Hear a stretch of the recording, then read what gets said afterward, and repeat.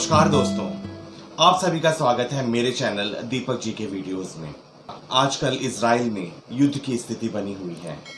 7 अक्टूबर 2023 को इजराइल में सिर्फ 20 मिनट के अंतराल में 50,000 रॉकेट दागे गए और ये रॉकेट फिलिस्तीनी आतंकवादी संगठन हमास द्वारा दागे गए थे, जिससे इजराइल भी बुरी तरह से हिल गया था। और ये योम किपुर जो कि 50 साल पहले हुआ था, उसी की तर्ज पर ये हमले किए गए थे। आइए देखते हैं इस हमले की कुछ दिल दहला देने वाली वीडियोस।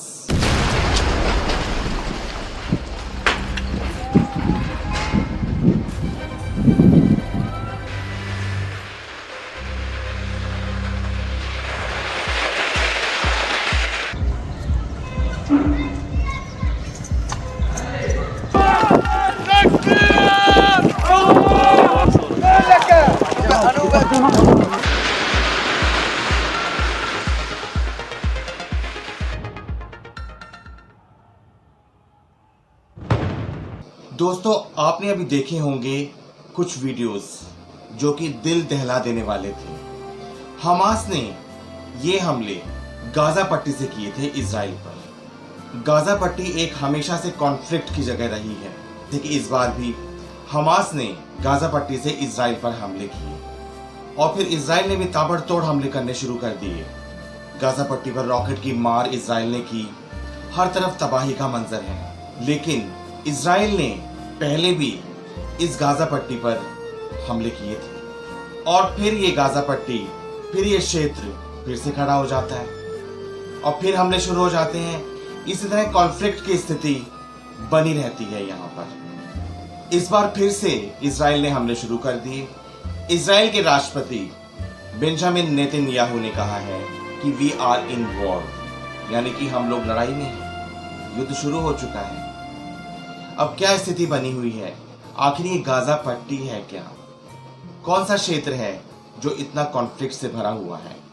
गाजा पट्टी इजराइल के दक्षिण पश्चिम में बसा एक छोटा सा क्षेत्र है। इसकी चौड़ाई मात्र 10 किलोमीटर है और लंबाई 41 किलोमीटर। बहुत छोटा क्षेत्र है और बहुत घनी आबादी वाला क्षेत्र है। इसके दो तरफ इजराइल है, तो दक्षिण में मिस्र है यानी कि इजिप्ट है, पश्चिम में भूमध्य सागर की जलीय सीमांत रेखा है जो कि इजराइल द्वारा नियंत्रित की जाती है। गाजा पट्टी का नाम इसके प्रमुख शहर गाजा से पड़ा है, जिसको गजा भी कहते हैं। इसका दूसरा प्रमुख शहर राफा है जो कि दक्षिण में स्थित है और मिस्र की सीमा से लगा हुआ है। पूरी गाजा पट्टी में 15 लाख लोग रहते हैं, जिनमें से 4 लाख लोग गाजा में ही। गाजा पट्टी का इतिहास इजराइल बनने के साथ ही शुरू हुआ 1948 में। तब भी अरब मुस्लिमों ने यहाँ पे आर्मिस्टाइज रेखा बनाई, जिसके तहत यह तय किया गया कि गाजा पट्टी में मुस्लिम अरब लोग रहेंगे और साथ में यह भी तय किया गया कि इजराइल में यहूदी लोग रहेंगे। 48 से 1967 तक इस पर मिस्र का अधिकार रहा और 1967 में सिर्फ 6 दिन की लड़ाई में इजराइल ने अरबों को हराकर इस पर अपना कब्जा कर लिया, यानी कि गाजा पट्टी 1967 में इजराइल के अधीन हो गई और इजराइल का इस पर 25 सालों तक अधिकार रहा।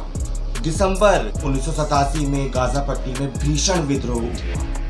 1994 में यह तय किया गया कि इसे PA यानी कि फिलिस्तीनी अथॉरिटी को ट्रांसफर कर दिया जाए। वर्ष 2000 में तत्कालीन प्रधानमंत्री एरियल शेरोन ने एक नई योजना बनाई, जिसके तहत गाजा पट्टी से इजरायली सैनिकों को हटाया गया और वहां के स्थानीय नागरिकों को इसकी सत्ता दी गई। वर्ष 2005 में इसे यानी कि गाजा पट्टी को फिर से PA यानी फिलिस्तीनी अथॉरिटी को दे दिया।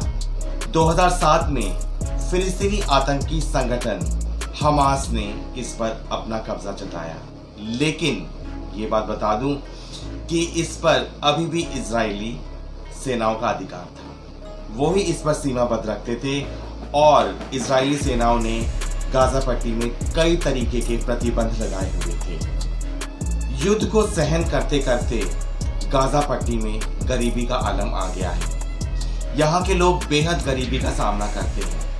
$18 से कम में गुजर बसर करते हैं। यहाँ पर अस्पतालों की कमी है और जो है वहाँ पर सही से इलाज नहीं होता और ना ही टाइम पर, और ना ही यहाँ पर विद्यार्थियों के लिए सही से स्कूल हैं। जो भी स्कूल हैं वो यहाँ पर यूएन ने बसाए हुए हैं, यानी कि यूनाइटेड नेशंस ने बसाए हुए हैं। यहाँ पर पूरे देश में एक ही बिजली प्लांट है और गाजा पट्टी को बिजली की सप्लाई मिस्र या फिर इजराइल से मिलती है, या फिर जनरेटर रखना पड़ता है जो कि ईंधन द्वारा चलता है और ये ईंधन बहुत महंगा पड़ता है। तो दोस्तों यहाँ पर एक बात और बताना चाहूँगा मैं, फिलिस्तीन और अन्य मुस्लिम देश इजराइल को एक यहूदी देश मानने से इनकार करते हैं। 1947 के बाद जब यूएन ने फिलिस्तीन को यहूदी और अरब राज्यों के बीच बांटा, तभी से यहाँ पर संघर्ष। लेकिन ये कॉन्फ्लिक्ट कभी खत्म होगा या नहीं, ये एक प्रश्न चिन्ह है। तो कैसा लगा मेरा ये शॉर्ट वीडियो? अगर पसंद आए वीडियो तो लाइक कीजिएगा और शेयर भी, और हो सके तो कमेंट भी। अगले वीडियो में कोई और आपको रोचक बात बताऊंगा। तब तक के लिए नमस्कार।